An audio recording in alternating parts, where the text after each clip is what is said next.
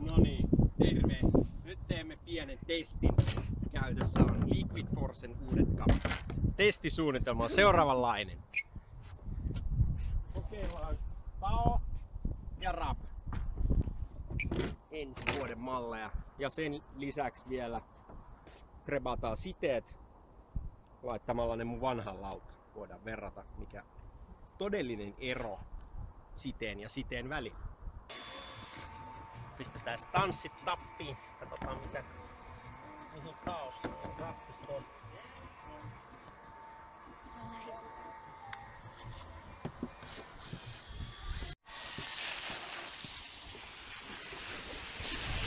Okei, ekana listalla Rap 139. 8,6 tuuman rockerilla varustettu Lexi-dekki. Aika löysä.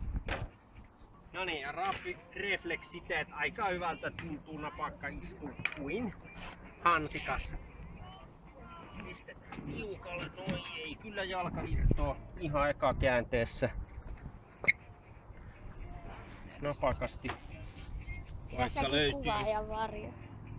nauhoileva keiveräisesti. Tonne. Ei mene.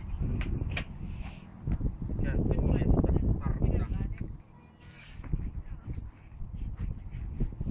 Mutta hyvän tuntunen siihen ei mene ruttuun sisältä. Ja sitten miltä se tuntuu? Hyvä on reunasta.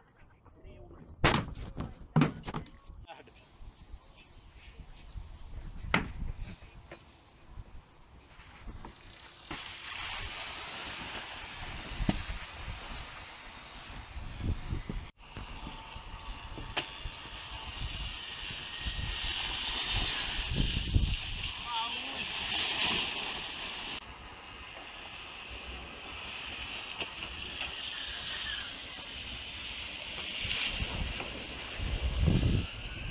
No niin, ja eka puraisu. No niin, aika puraisotet. Hyvältä tuntuu. Aika hyvin luista obstakkelissa. Ralajossa aika hyvä tatsi. Mulla ehkä vähän lyhyt 139. Pikkasen uppos kovemmalla kantilla veden sisään, mutta muuten poppi tuntui vakaalta ja varsinkin Ollia lähtee flatista aika hyvin. Toinen Ei tarvi. testiyksilö. Daniel Grantin designama Tao Hybrid. Samaa settiä olevat siteet. Maksimipituudet alkaa 145, rockerilla 2,8 tuumaa. Koeajassa 3,7. Jätkä vetää aika koville. Lauta on tehty pelkästään kaapelikäyttöön, kuten lähikuvausta voi ottaa. Eväreikiä, ruuvireikiä ei ole lainkaan.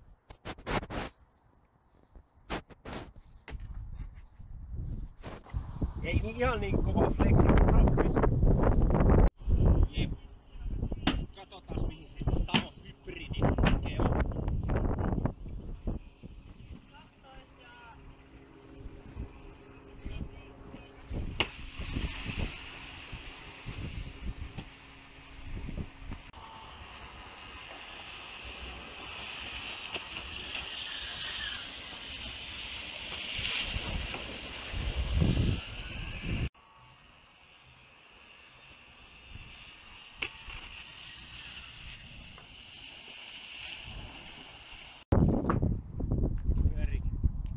Kyllä.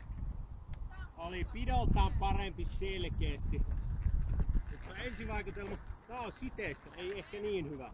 Siirrytäänpä testi toiseen vaiheeseen ja keskitytään side-asioihin. Taas tarkempi katsaus pohjamuotoiluun.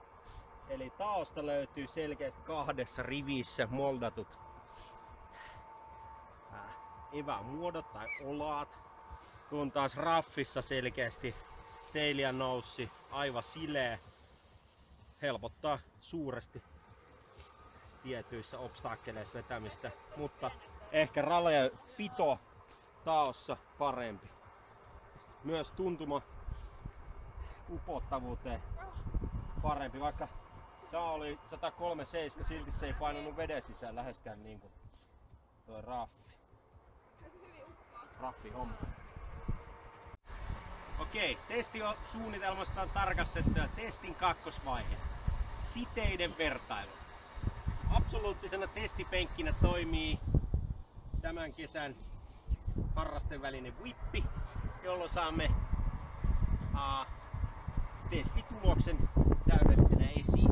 Eli siteet kiinni samaan lautaan, vuorotellen vetoa, mikä tuntuma sen jälkeen tiedämme. Katsotaan.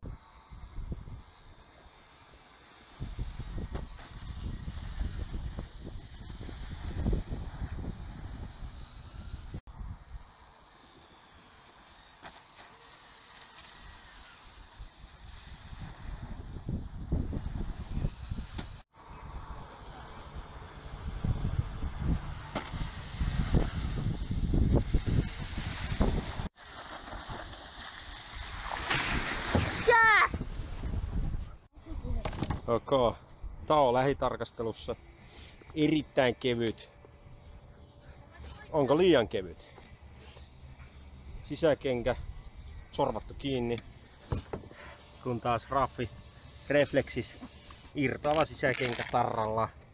Mallia ei niin helppo asentaa uudelleen takaisin. Raffi vähän tukevamman oloinen. Nauharatkaisut samat. Jep, no nyt on taot kiinni.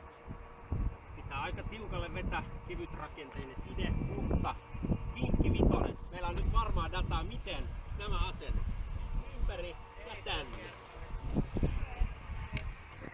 Ja toiselta puolelta ympäri ja tänne, tai näin. Jo pysyy, eikä heilu. Okei, yhteenvetona. Laudat hyvää tekoa.